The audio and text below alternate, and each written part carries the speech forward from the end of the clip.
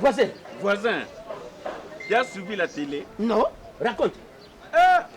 Mais ces gens, qu'est-ce qu'ils veulent de nous? Mais quoi? Avec le petit commerce insignifiant de ma femme, ils veulent que nous payions l'impôt. Ah, impôt. Même les vendeurs de beignets, Makala, Ndakala, Malewa, Maman Maraîchère. Ah! Non, mes amis, l'impôt les concerne aussi. Comment ça? Tout Congolais ou étranger ayant choisi le Congo comme seconde patrie, exerçant une activité, doit payer son impôt. Ils n'ont pas d'entreprise, papa. Ce sont des entreprises de petite taille. De petite taille? Oui. Ce sont des entreprises dont le chiffre d'affaires est inférieur à 80 millions de francs congolais par an. 80 millions Par an. Un bon? Eh oui. Pour cette catégorie, nous avons deux sortes d'entreprises. Micro-entreprises et les petites entreprises. Micro. Explique-nous un peu. Micro. Petite entreprise. C'est quoi? Une micro-entreprise. C'est une entreprise de petite taille dont le chiffre d'affaires est inférieur à 10 millions de francs congolais par an. 10 millions de francs congolais Par an. Et alors, explique-nous un peu. Entreprise. Petite entreprise. C'est quoi? Une petite entreprise, c'est toute entreprise de petite taille dont le chiffre d'affaires est entre 10 millions et 80 millions de francs congolais par an. Dis-nous, c'est à combien cet impôt? C'est une affaire de millions, hein? Micro, petite entreprise. À combien? Non.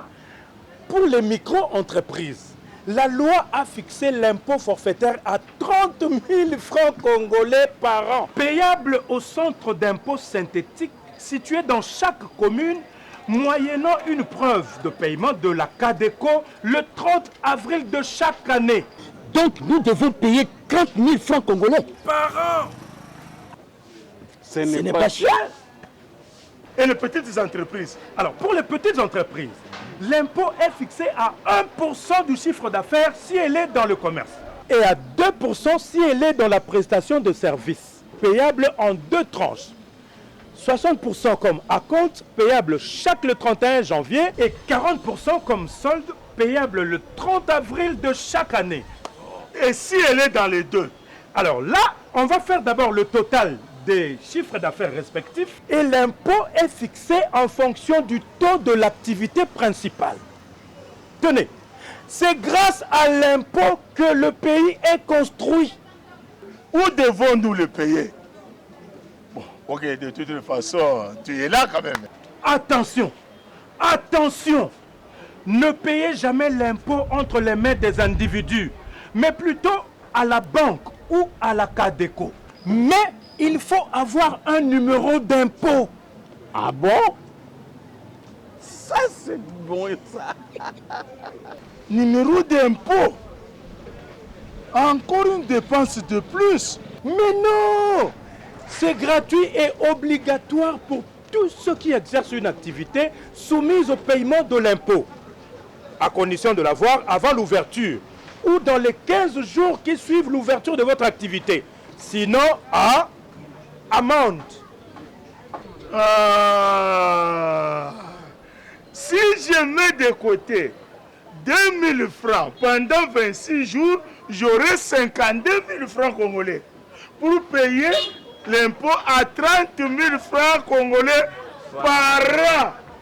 Monsieur, sérieux? Vous avez compris. Voilà. Ce que vous devez savoir. Payer l'impôt, c'est un devoir civique. Toi, moi, Lui, Tous ensemble, payons notre impôt pour construire notre pays.